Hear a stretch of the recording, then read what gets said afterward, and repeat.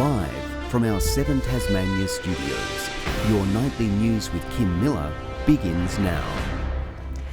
Good evening, everyone. First tonight, families crushed by the collapse of local building companies will be given compensation, with the government announcing details of a support package. For many, it comes as a relief, having believed they'd lost their life savings. Moving here from South Africa, Carlo and Alana Laubser secured land for their dream home. We were very fortunate and we considered ourselves quite lucky that we could actually get hold of this block and be able to build a house for our family. The Laubsers are one of 50 families whose dreams went down the drain, caught up in the Hotondo Homes Hobart collapse. The government has today released a support package for those affected by the failure of Tasmanian construction companies. Those with an unfinished build will receive compensation for their losses, up to 20% of the contract or up to $200,000.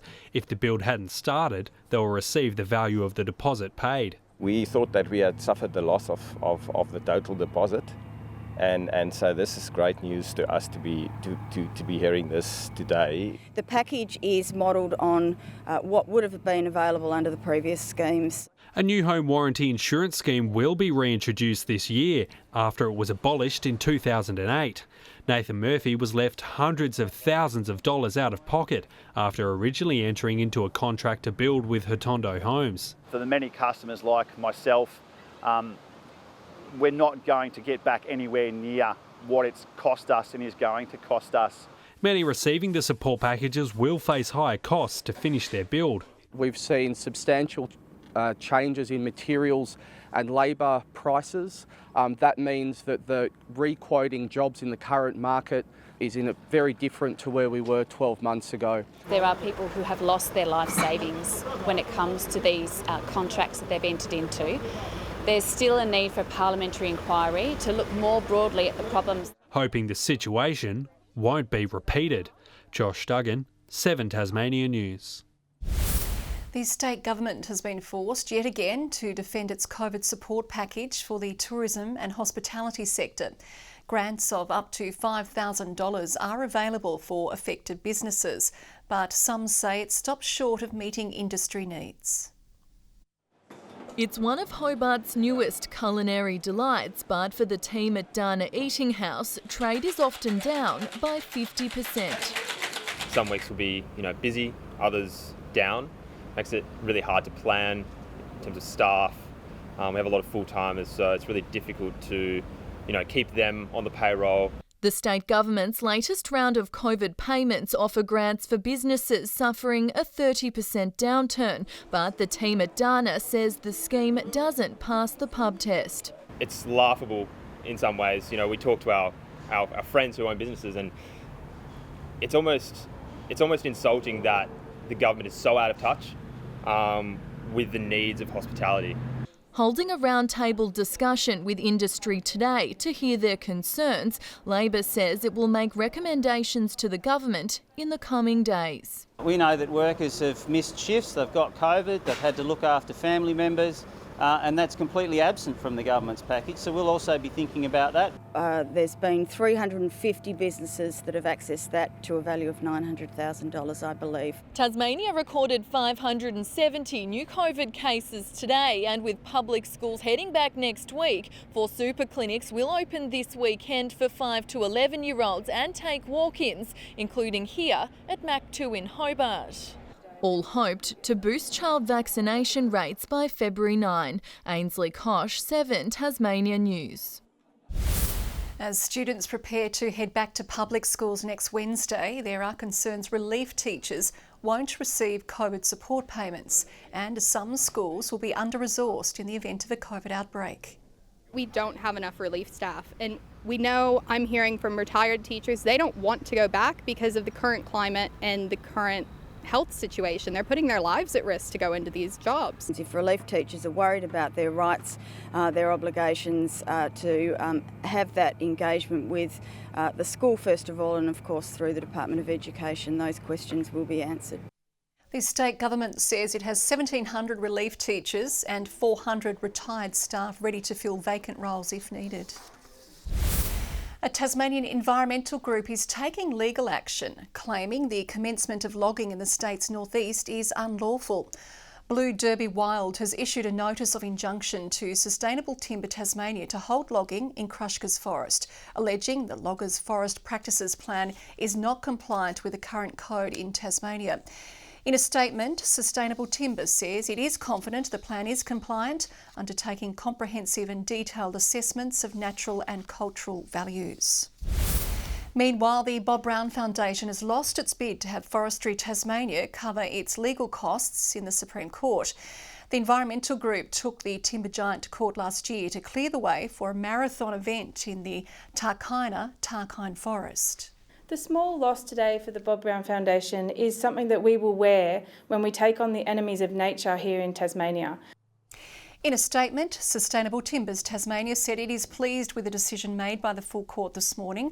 The Bob Brown Foundation will proceed with its 4th annual Tarkine Trail Run next month. Potential vandalism to the Aboriginal petroglyph site at Sundown Point has been ruled out by the Department of Natural Resources. Natural forces have been determined as the cause after concerns were raised it was an act of vandalism. No evidence of human activity has been detected, but the rock piece is yet to be found. It comes as an investigation begins at another location near Trial Harbour. Public consultation is set to begin on an alternative site for the proposed Northern Prison.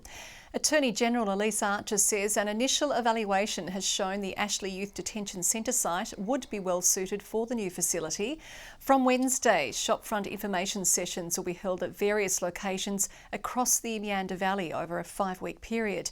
The government says no decision has yet been made. Local commercial nurseries and growers are being warned to be on the lookout for blueberry rust after the disease was detected at another 2 farms in the northwest. 9 premises across the north and northwest are now infected. Biosecurity Tasmania has begun tracing investigations and says its immediate concern is limiting the spread. The serious disease can lead to plant death in severe cases. One of the world's most spectacular natural phenomena has dazzled Tasmanian stargazers. Aurora Australis exploded into colours last night in what experts are labelling one of the most impressive light displays in years. It rolled in out of nowhere, a vivid show of colours illuminating the night sky. It's a really remarkable phenomenon, and those colours can be quite striking. Shades of green, purple, pink and red radiating across rivers, beaches, even farms. We can see red and green colours due to oxygen, but we can also see some colours due to nitrogen. From the Huon Valley to Southport and Goat Bluff, the luminous scenes were incredible and captivating, a photographer's dream. To the human eye, it can be difficult to see. Well, it's very smoggy. I've lost it. But a lens truly reveals its stunning natural beauty. Photographs often make the aurora look a lot better and more colourful than our eyes can show us alone. The phenomenon is caused when a stream of charged particles rocket from the sun. As they arrive at Earth and become trapped in the magnetic field, they collide with the atoms and molecules in the atmosphere and make it glow with light. Over an 11-year cycle, it gets stronger and then weaker, and we're moving towards the strongest time. Even still, witnessing Aurora Australis is as much about luck as it is about the right conditions. A clear night sky is essential. Astronomers have branded last night's dazzling display as one of the most impressive in years, and there could be more to come. Over the next 2 years, we should expect to see it more often, brighter and further north. A natural wonder that's impossible to resist, and the best place to see it is right here in our own backyard. Garth Burley, 7 Tasmania News. The groundbreaking Tasmanian cricket competition has celebrated a major milestone. The award-winning Intercultural Sport League now has a place for players from a wide range of backgrounds to call home in Kingborough. It has been a long time in between wickets at the Leslie Vale Oval. Come next season, cricketers will step up to the crease in what's a dream come true for the Intercultural Sports League to finally have a home pitch. It is a very emotional moment for the league as we started 6 years back. And from day one, we were not able to find a home ground. The competition celebrates people from migrant backgrounds being given a chance to pick up the bat. We have 40% players who are playing from India, and where cricket is kind of religion for us there. Then we have people from Pakistan, again a massive nation. After 6 years of work behind the scenes, a partnership with Kingborough Council and Cricket Tasmania helped the concept come to fruition. While there's some work to be done on the ground, like literally on the ground, to make it a great playing surface, we're excited about being the hub for this competition. Most of the players in this competition are starting to migrate into regular cricket and actually form deeper networks and relationships in the cricket community. Since its inception, the league has only continued to grow, with 200 players now involved in competitions, including the first female team, which began this season. Sport is a language that everyone speaks, and nobody asks you a question when you are playing together. Grace Evans, 7 Tasmania News. Well, Tasmanians have sweltered through a warmer than usual start to the year. According to the Bureau of Meteorology, nights in January were the hottest on record, while overall temperatures during the day were our third warmest, more than 2.5 degrees above average. It was also the driest January in 3 years. Of course, we'll have your weather forecast for the weekend a little later in the bulletin with Jackie.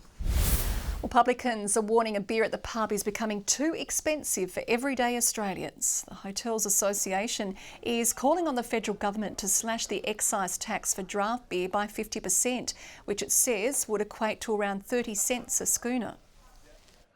A 50% cut to the rate of draft beer will be a great stimulus for the hotel sector itself, which is still struggling, but more important, put money back in people's pockets. This is just another big kick in the teeth. With taxes like this that continue to increase the cost for the patron, this is another kick in the teeth for an industry that's on its knees now. The lobby group says it has been told by the government and opposition they would consider the move. Tasmanian researchers are developing the largest camera network of its kind to monitor native and feral animals. Hundreds of devices are currently watching our wildlife to help protect threatened species. Forest dwellers going about their daily business, spotting rare sights like this albino deer with camera traps deployed across the state. Camera traps are the future of invasive species monitoring. In the last 6 years, around 600 cameras have been distributed in a major network, snapping 750,000 images of the behaviour and interactions of wildlife. We see things like birds sitting on the back of paddy melons plucking their fur for their nests. We see other animals fighting, so devils fighting each other. With some animals not camera shy. One of our most charismatic animals is the currawong and the raven. They tend to be very attracted to our cameras, and so you'll get, I think they're the selfie masters of camera trap networking. The University of Tasmania team keeping a close eye on invasive species, especially feral cats, in a bid to reduce harm to threatened wildlife. We can't bait for cats and we can't shoot cats.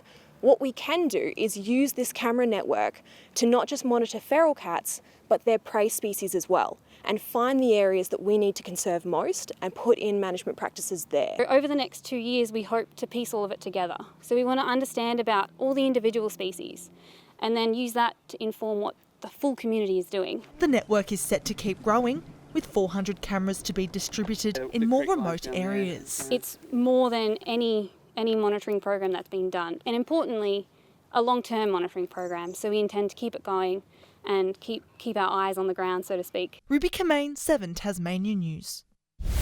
North Melbourne is gearing up for a Sunday AFLW blockbuster in Hobart. They'll go head-to-head with Fremantle in their return to Tasmania. Ellie Gavalis is among the local talents lining up. The midfielder is looking forward to playing in front of family and friends once again.